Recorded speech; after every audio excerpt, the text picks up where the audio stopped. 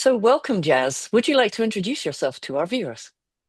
Thank you for inviting me today, Susan. I'm Jazz Rasool. I'm someone who's been involved with AI for about 30 odd years. And more recently, in the last about 16, 17 years, it's been very much focused on using it within coaching and learning and development. So a lot of my work at university has been very much focused on AI, ethics, and technology enhanced learning. So that about sums me up, I think. Perfect. Well, and thank you for joining us for this fireside chat. Just an informal look back, really, at 2025 and reflecting on our experiences during that year. And I know through my conversations with you throughout the year, I've really benefited from your insights and the level of experience that you have in this space. So I wonder if you could just take a look back at 2025 from your own perspective and maybe think of have there been any particular moments where you've seen human connection, technology, and coaching coming together in a way that has had meaning for you?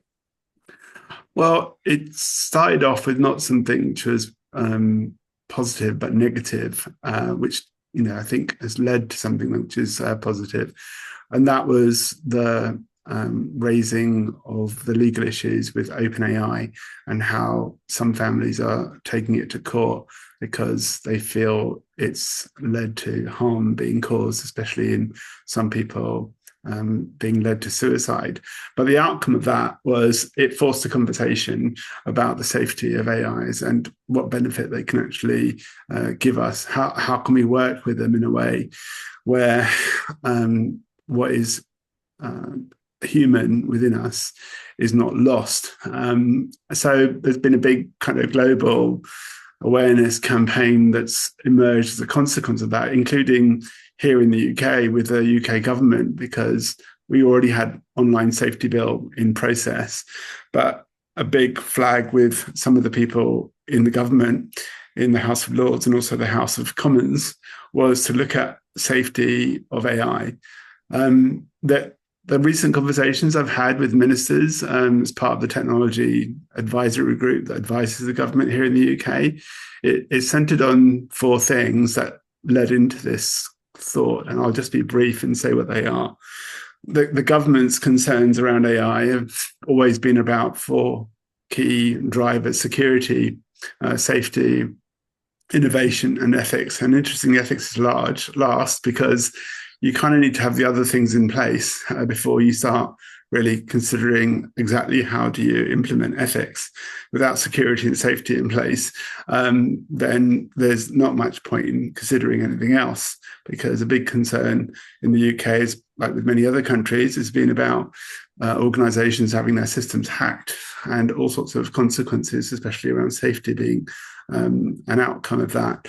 Innovation is really important, but something interesting emerged in the UK right now. In the last year, we've had a new government, and a new part of that government, Skills England, is looking after the development of skills for people in the workplace. And one of the parts of that campaign that's emerged is that they want to get more people digitally literate in the UK. They want to get 21 million citizens, to be precise, digitally literate. And they also want to get 7 million workers AI literate as well.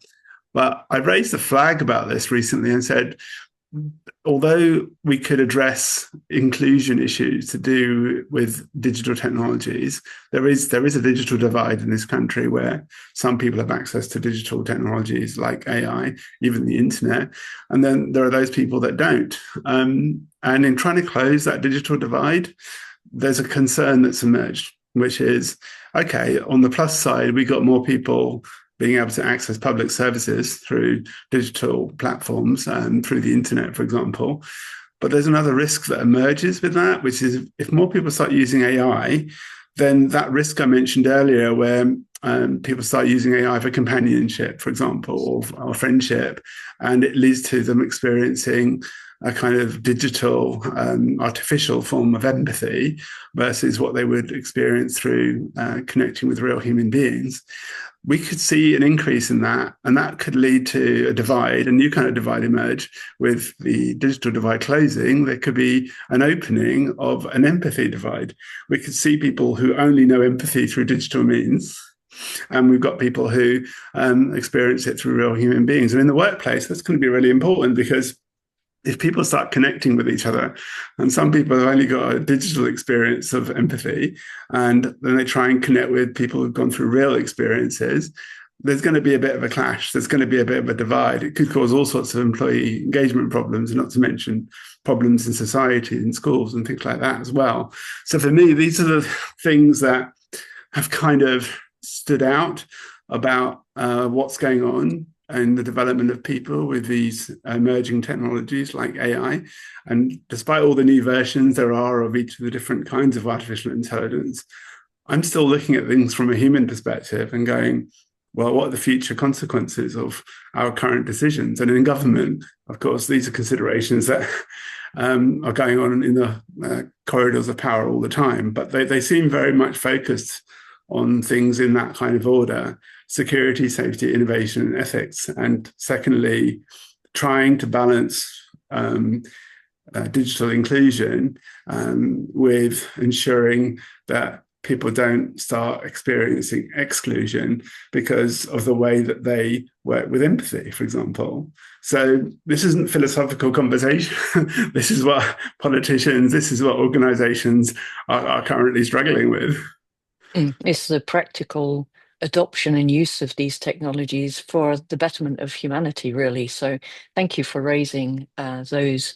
I mean, they are concerns, but I also think as a consequence of being aware, it's leaning in. And for instance, the work that I do, I am focusing on the ethics and the responsible use, and in particular, thinking about access. So you're right, it's AI has the opportunity to scale and benefit humanity, but that's only if you have access to the internet and to those tools. So next year, one of the themes I shall be advocating for is inclusive innovation and finding ways to influence how we do that. But of course, like you said, when you listed the four the strategies for the UK, there are some non-negotiables that you need prior to you doing that, which is whatever technology being built, it has to be built in ways that are ethical and responsible and secure, etc. So thank you for raising those points for us. But then this is connected, I guess. It is an experimental space. It's emerging technology. You've been involved with it for a long time, as you highlighted at the beginning. But as we continue to get more people involved and more people experimenting and learning, what principles should guide us so that we keep AI human-centered, ethical, and inclusive? Well, I've campaigned for the best part of the last few years now to move away from human-centric approaches. And I know that you personally, within some of your own work that you advocate, you're aligned to the principle that I've described as being humanity-centric. Because there's a paper that was just published recently which looked at, well, what could human beings work on if AI could take care of all the little things? And there's a thought, oh, we can get back to being creative, we can get back to advancing our consciousness, all these kind of things. However, those things haven't really been properly developed even before AI. So there's a risk that it'll amplify things about human beings which are not great. So I've called for connecting people with AI at a deeper level, which works not with those lower common denominators that people want to use AI for, but higher common denominators. And like I said, this is where I think the spirit of that is something that you have long been connected into. And that higher common denominator space is not what can we do that will be best by human beings, but what can we do that will be best for humanity? And that deeper principle is something we all share. It's kind of independent of any given human being. And most people know what that means when they say, well, does it appeal to your humanity? Is it something that's coming from a place of humanity? They're usually talking about things like compassion. They're talking about empathy, certainly, but they're also talking about conscience. And they're talking about these things which if we weren't being true to them, then we'll probably be doing something that's unethical. Mm. So I look at ethics very simply in that respect. If I look at it from a personal place or explain it to a 10-year-old, I'd say it's what you need in order for you to be true to your own humanity. And if you do anything which is not true to that, then you're probably doing something that's unethical by Mm. your standards. Mm. So I think the future very much needs to look at that. And if we could use technologies like AI to advance what we do in the workplace and in society, that's great. We can advance artificial intelligence to refine how we carry out business operations and how societies live. But what would be great is if we could get that happen in a reciprocal way, where we don't just advance the artificial intelligence, but the artificial intelligence in turn, in a virtuous way, advances us, especially our humanity, and not just skills, knowledge, and those kind of things, but actually advances humanity as a whole. And I love the idea that maybe in the future, if we do have that virtuous relationship where we advance AI and AI advances us, we could end up with a genuinely more advanced civilization. We could end up with a genuinely more advanced humanity. And personally, I do work towards that for free. Someone paid my bills and gave me food and kept a roof over my head. That's something I know I put my heart and soul into facilitating and bringing about in the world. And like I said earlier, I know that's a kind of terrain or domain that appeals to your own heart, that humanity-oriented focus. Well, thank you for raising that again. Some brilliant topics that you're surfacing for us. I agree. And actually, I used to call myself human-centered AI, but now I am life-centered. And I'll just give a call out to Sarah DeWitt there, who helped me make that pivot this year. She did a very good and engaging and inspiring talk on lead with purpose. So I think what we are able to do is if we can help more people through coaching, uh, elevate their potential. And I think AI offers us the opportunity to reimagine what it means to be human. And then I hope what we can do is actually look after our planet. We've only got one home. And so I'm hoping that I can get more people up to help us solve some very big problems for the world. That's You my own pointed out personal mission. something good there, which is many people don't know that I was diagnosed with cancer about 5 years ago. And ever since, there's what you just said is really important, because what becomes important to you is what brings you life and what brings you alive on the inside. So what you just said about being life-centered, it's something that I personally kind of resonate with, because I have to live with it moment to moment, day to day, because I don't know when I'll no longer be here. And when you get close to death, paradoxically, it actually brings you close to life, and it reminds you of what it is that maybe you should be living for, and what you should put your energy into, bring yourself to life and other people to life. So I'm very much an advocate of what you've just said about being orbiting around what gives us life. And soul, I think sharing that with human dignity. Absolutely. I hope that's what we can do more of next year and beyond. So if you imagine one shift that could most positively shape the next chapter of coaching, what would it be?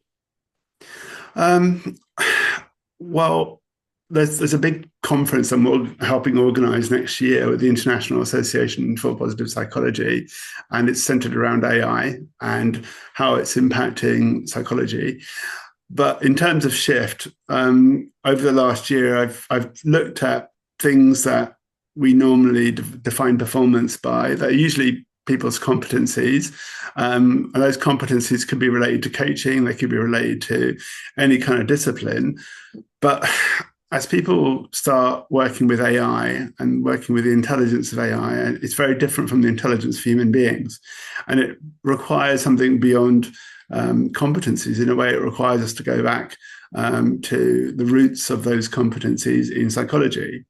And the work I'm doing with the International Association for Positive Psychology is actually looking at that and going, all right, do we need to create or refine psychology so that it works not just for human to human relationships and exchanges and human consciousness, but it's also something that will enable us to build more empowering interactions with artificial forms of interactions that are associated with artificial intelligence, for example.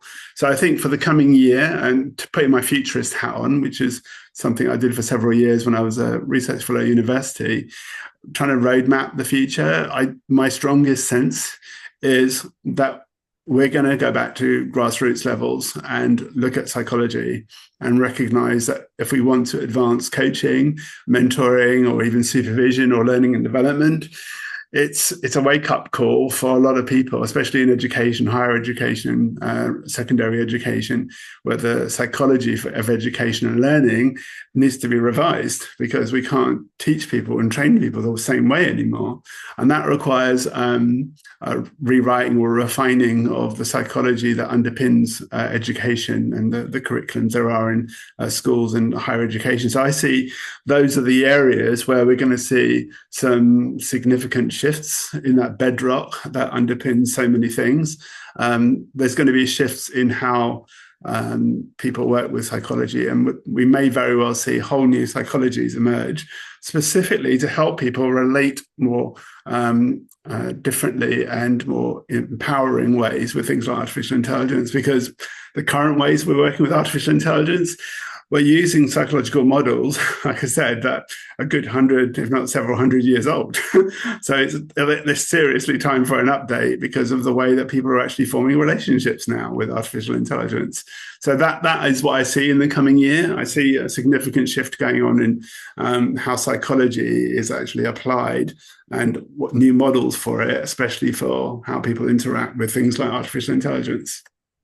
So I'm curious, with if I think about the development of humans and psychology in relation to behaviors and learning and education, is it the same body of work or science that we should be considering with the development of AIs? I mean, because it's an artificial intelligence, should we be thinking about the same kind of life cycle of learning, onboarding, growing, developing, all of that? Is it the same science that we should be considering for both, or should we be differentiating? Well, I made a clear distinction between how you develop an artificial intelligence and how human beings learn and develop and grow. And about, I think it was maybe 15 years ago, in the middle of the rise of social media in the world, I flagged something. I said, look, the way social media and artificial intelligence are emerging, they're doing it in a very particular way. You're seeing signals turned into data, and data being then converted into information. And then the information is turned into knowledge and eventually intelligence. And a lot of AI producers, they want that intelligence to become more refined and significant by trying to extract wisdom out of it. They're trying to extract common sense and even get AIs to have experiences of their own, because at the moment it's all being borrowed from human beings in terms of the data sets. But that journey where we see this increase in organization of data into information and then knowledge and intelligence, and then hopefully into wisdom and experience, and even ideally people would love to see common sense come out of AI, but I found it funny because I thought, this seems to be the complete reverse of what human beings actually do. We get experience through our instincts. We might develop common sense from that. And then that common sense over time is something that's distilled into wisdom. And then the wisdom is refined into intelligence, intelligence into knowledge, information, and then specifically data. So we go through the complete reverse of that journey when it comes to human beings actually growing and evolving. So if we would like to meet in the middle somewhere with AI, it's going to be in this territory for AI which follows intelligence, where we're trying to somehow draw wisdom out of what it generates and draw some common sense out of what it generates. So the future may very well be happening at that interface between AI and human beings, where we are trying to engage with wisdom and engage with common sense. And if human beings do start to make that their primary kind of area of work, then we're all going to be wiser. We're all going to have common sense in the way that we work with AI that maybe improves our own common sense, maybe it improves our own wisdom. So that kind of hybrid form of digital and organic human wisdom is an output, I think, for that's we're going to see increasingly happen over the next few years. Most people are focused about hybrid, intelligence, where they're talking about human and artificial intelligence.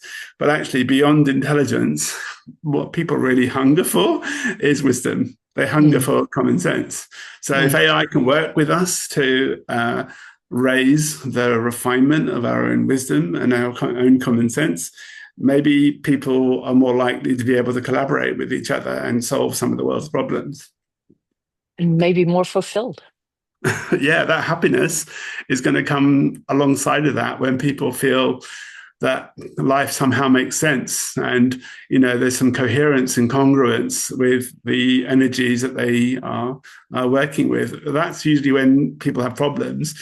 If there's any kind of incoherence or incongruence in people's lives, even if you ask somebody, how's your thinking, and if someone says that person's a bit incoherent or incongruent, then that's a problem. But if you can bring in coherence, you have some kind of integrity in how you think, and you also have congruence where you have some alignment to ethics or values or principles, then you've got something you can sustainably invest energy into, and you're not likely to have fall apart because it just doesn't hold water.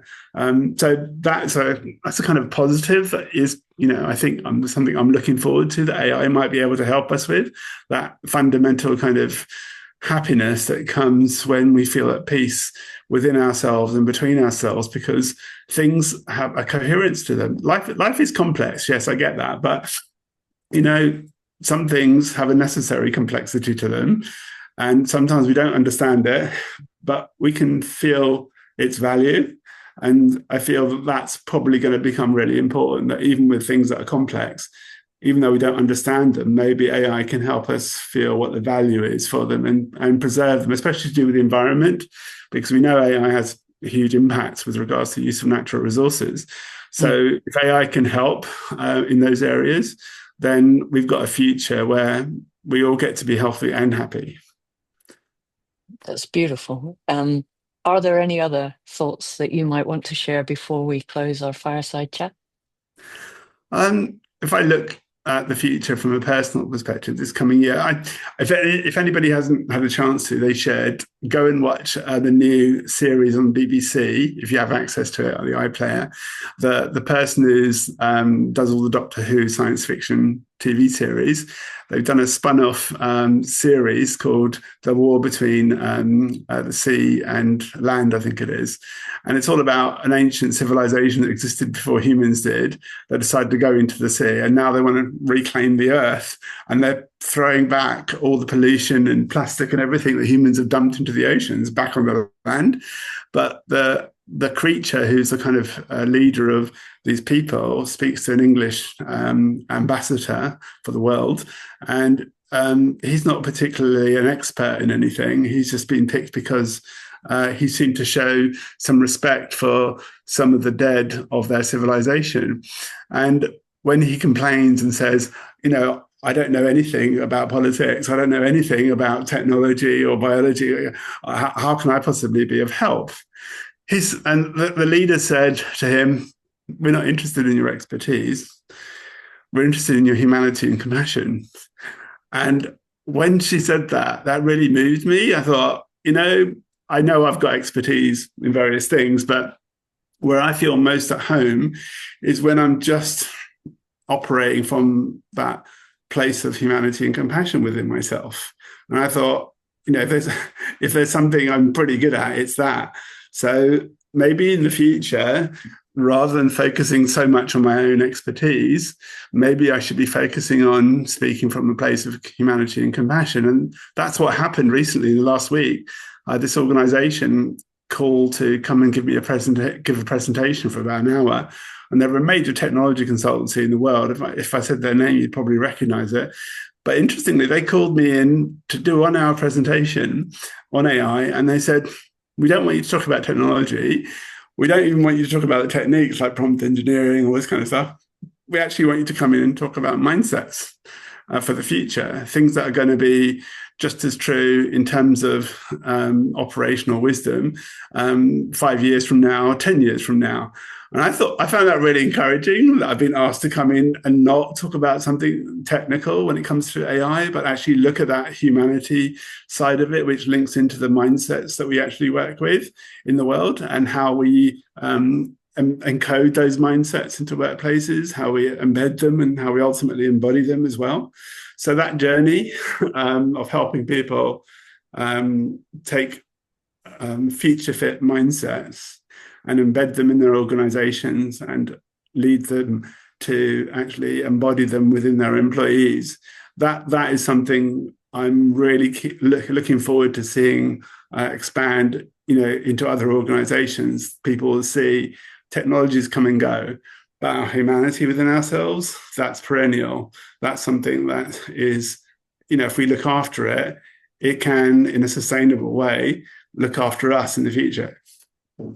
I love that, and I think the idea of growing from your opportunities, growing that collective wisdom in our organizations and in our societies, I think that's an ideal that we can work towards. Thank you, Jazz, for your time. Thank you, Susan. Have a great festive season. Merry Bye for now. Christmas. Merry Christmas. Bye for now.